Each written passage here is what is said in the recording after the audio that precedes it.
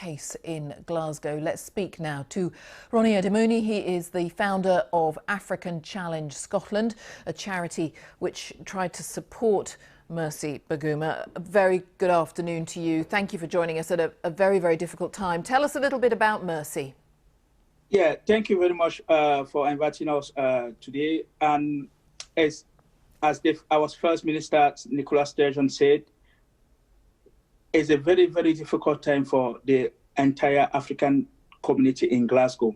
You know, over the last 2 months, following horrendous example of unacceptable racism and brutal injustice, we have seen, you know, the second case. The first case is the case that happened in the parking, hotel, where we have an asylum seeker who were killed, and we have many injured, including a police officer. So Jews are a wake-up call that we believe that have to be taken into account. Now, during this pandemic, African Challenge Scotland have been leading, by protecting and supporting many ethnic minority and Black families who were struggling during this pandemic. And the challenge are still there and will be there for many, many, many, many months and many years, if it's possible, if nothing is done. So we will receive a phone call for support from Mercy. And in deep of my heart, it is very painful, for myself, because I was one of the volunteers who delivered the food parcel, to Mercy on that day. So by talking about that, it's making my heart to I don't know if there's another word who can be expressed higher than sadness. That is what I would have been, I would use. And just to interrupt, if I may, for people who don't know what actually happened here, as I understand it, Mercy contacted your charity because she said, I just can't earn enough money to feed myself and my child. Is that accurate?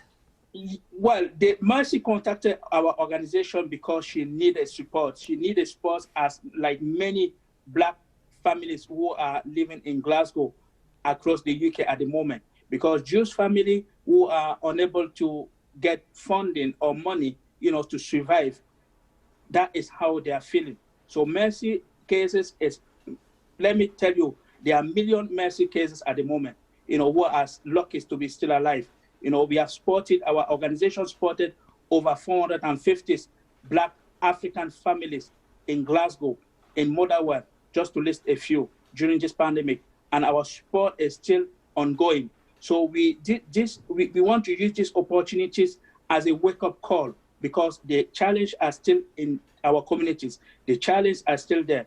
We have seen also many asylum seekers who have been relocated, in the house, that are seeking support from ourselves.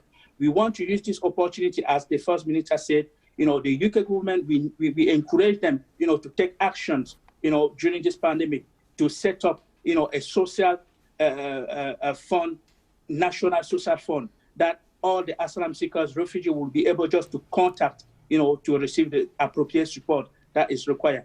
Because let's just say anything again about the mental health. People have been having many challenges during this pandemic that have been very traumatic, based on also on some of the past challenge that they have been through. So it's very important, for all the government to look into this perspective and take actions. Well, thank you very much for joining us. And as you say, you want this to be a wake-up call, and viewers will understand that. Thank you very much.